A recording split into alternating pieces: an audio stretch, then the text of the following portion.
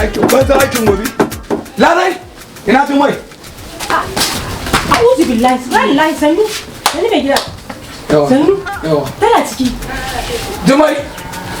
Ko tana bacci ne? Mai gida lafiya? Mai gida. Ya lafiya? Lafiya kalau. Kun yi katin zabe? Ko dai kai ne kake son ka fito takara ne duk ka bi ka tashi hankalinka akan wannan katin zaben. A'a, ba ni zan fito takara ba. Mai gida, wata jam'iyya ce ta zo mu gani ba tsakanin wannan jam'iyyar tsiya-tsiya da jam'iyyar lema na wata me suka tsina na mana a ciki. Larai albishirun. Goro mai gida. Ba ku da labarin wannan sabuwar jam'iyya wannan injiniya Rabi'u Musa Kwankwaso ya kawo mana ita. Wace jam'iyya kenan mai gida?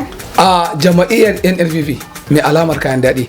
Yanzu duk faɗin ƙasar nan ranka ta kaf maganar ta ake yi. Domin kwa za ta ceto mu a cikin ƙangi na rayuwa da aka samu a baya. Na ji kamar ka amince injiniya Rabi'u Musa Kwankwaso. Tabbas shine uban tafiya, shine jagora na al'umma. Alhamdulillah, in dai Kwankwaso ne mun shaida mutum ne jajirtacce mai kishin al'umma. Ai shi wannan mun riga mun yarda da ingancin shi 100%. Ai duk faɗin ƙasar da mai gida ba mai kwato ma talakawa 'yancinsu da martabansu face shi yasa muna alfahari da shi. Abin tambaya anan shine mai gida wani jajirtacce ne ya fito zai tsaya mana takarar gwamna a wannan jihar tamu.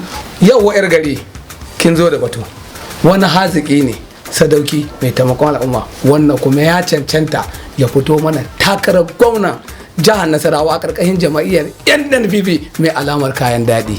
Wani bawan Allah kenan mai gida? Yawwa Jummai, ba kowa bane illa face Abdullahi Yakubu Mai Doya, gwamnan jihar Nasarawa 2023 a ƙarƙashin jama'iyyar NNPP mai alamar kayan daɗi. Aliya Mateni.